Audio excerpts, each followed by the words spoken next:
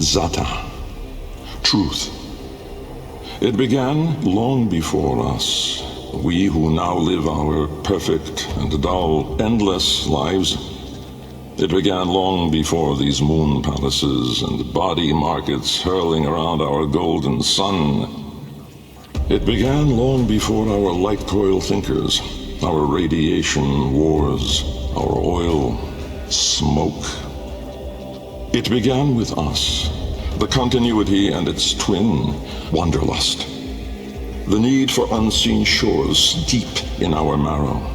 No judge, jester, queen, or king can escape this old blood. We are nomads, eternal. And when no ocean, mountain, or sky could contain us, our gaze hungered starward. Afar, they mocked us with their brittle light, winking and jeering like dangling iotons, forever out of reach, illuminating the truth. Immortal as we are, we die with the sun. That's where I come in.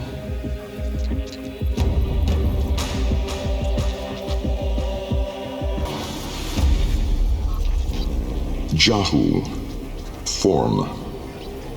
My departure was a day less than any other. When I stepped inside the bell, I saw no crowd through its seriglass, no skeptical onlookers, no regal send-off. They all had given up on me and my paradoxical formulations. The wasted years had all shown the void to be just that. Nothing, no energy, no entanglement, no form. To spacefaring ambitions, a dead end. On the day, my laboratory was mostly vacant of witnesses, most of all of expectation. Only my sluggish attendants, my sagacious Kavat, Kalimos, and of course my daughter. I had raised her alone, but with inconsistent vigor. In those eyes, her mother's, I did see a terrible reflection of a man that did not exist. A brave and principled man about to make history. In truth, he was a void himself, an outcast, a joke, a nothing. Driven by my humiliation, failure had made me bitter and reckless. I would dive into the depths myself to prove them all wrong. I gave the signal. My daughter grasped the lever. Kalimos then belted out a desperate, rasping growl. But it was too late.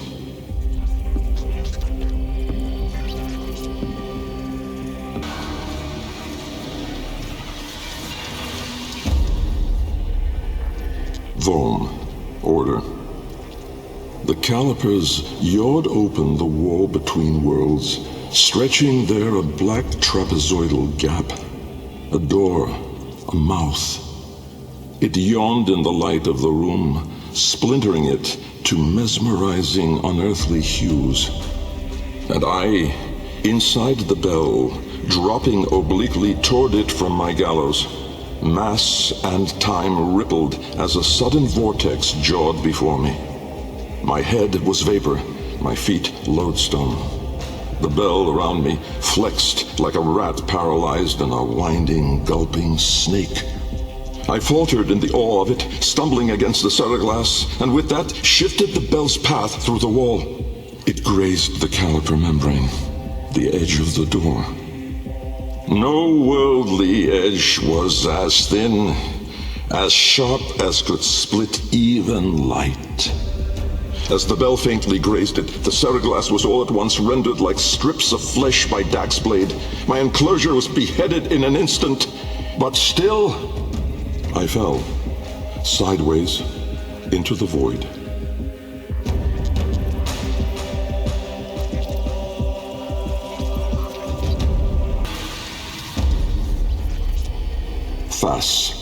Chaos. Death was on me, I was certain. I was face down, eyes clenched, my heart pulsing the last of its seconds, and my lungs burning the last of its air. A sudden nostalgia gripped me. I grasped desperately for memory of a storm just past, the fumbling pitch of a child's song. Yet all these thoughts seemed to steal away from my mind like smoke through a vent. I would die empty. I then became aware of another sensation, physical, a web of pain, needles itching into my arm. At once I realized I was alive. Laying in the bell's shattered ceraglass, I groped the ground, warm stone, the floor of my laboratory. So, I had never left. And so, I had failed. Again. I heard a crunch alongside me. Someone stepping through the shattered glass. With great shame, I gasped and rose my head to face my daughter above me. But as I opened my eyes, it wasn't her. It was me.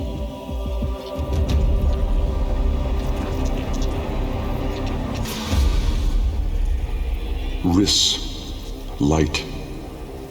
The senselessness of it, the paradoxic, the vague, untimed form.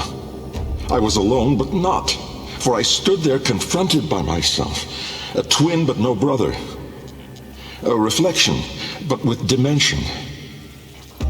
Behind him, no horizon but a vast broiling sea of caustic light pierced at random by black pin stars, and closer, around me, a gale of flowing vapor, profane in color, billowing relentlessly into the nascent lack, seeking all directions. I was standing on a precipice of familiar stone, jagged and unanchored as though cleaved directly from the very floor of my laboratory. I wondered at the vapor's path, smoking outward more, leaving behind now the walls, the filigree gold, the rare cuts of marble from my home. I knew at once the vapor's source. I turned away, back toward the wall, the trapezoid I had yawed into it. Vapor erupted inward at the gap, but not just from there. For as I rolled my eyes back, I saw the same.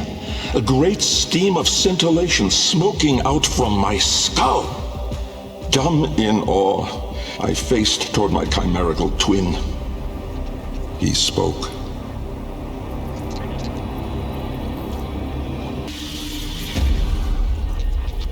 Kra, time. An old name, unspoken in the centuries since my mother reared me. A soft hiss, soothing as a viper's gaze. Little Bengal. The other me reached out, offering his hand, gliding toward me without moving, as though the distance between us was now collapsing. A confusion, most euphoric, filled my mind. With the shred of wit that remained, I decided that I should run for my life. At once, crazed and frantic, I fled. But I made no forward progress. Instead, the world compressed ever more around me, as though I were an anchor pulling the shore to reach. When I arrived at the door, or rather, the door arrived at me, I howled, hurling myself inside, out. And then and there I was, lost and unlost, howling on the floor in harmony with my wretched Kalimos, lacerated in flesh and heart, scattered as the bell glass, spilling blood and stomach on the cold stone floor. But I sensed the other there, at the wall's breach behind me, reaching still. I screamed, but my voice was gone. Forever. I looked, but my eyes would never see again. I swept my fist across the floor, snatching broken shards, and in gripping tightly, I filled my hands with ink. Close it, I wrote.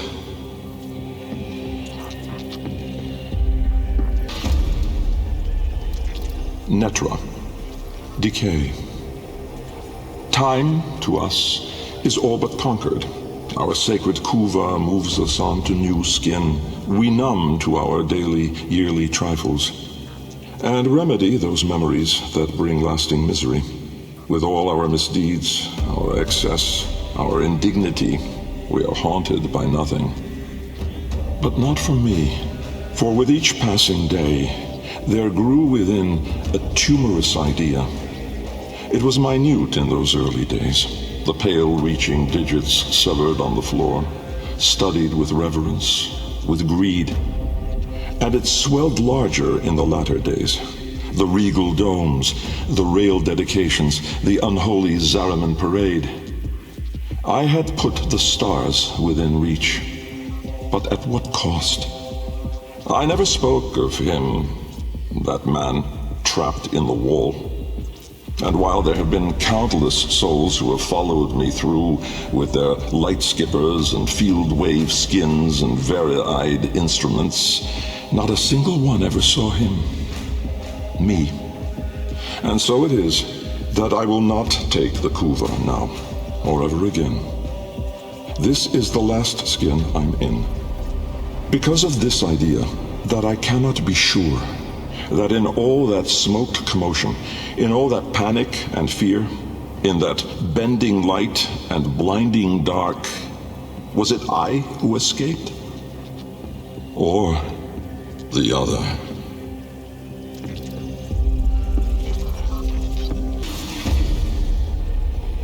Loke, void. From brooding gulfs are we beheld by that which bears no name. Its heralds are the stars it fells, the sky and earth aflame. Corporeal laws are unwrit as suns and love retreat. To cosmic madness, laws submit, though stalwart minds entreat. In luminous space, blackened stars they gaze, accuse, deny.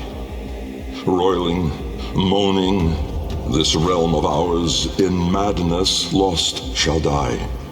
Carrion hordes trill their profane accord with eldritch plans. To cosmic forms from tangent planes, we end as we began.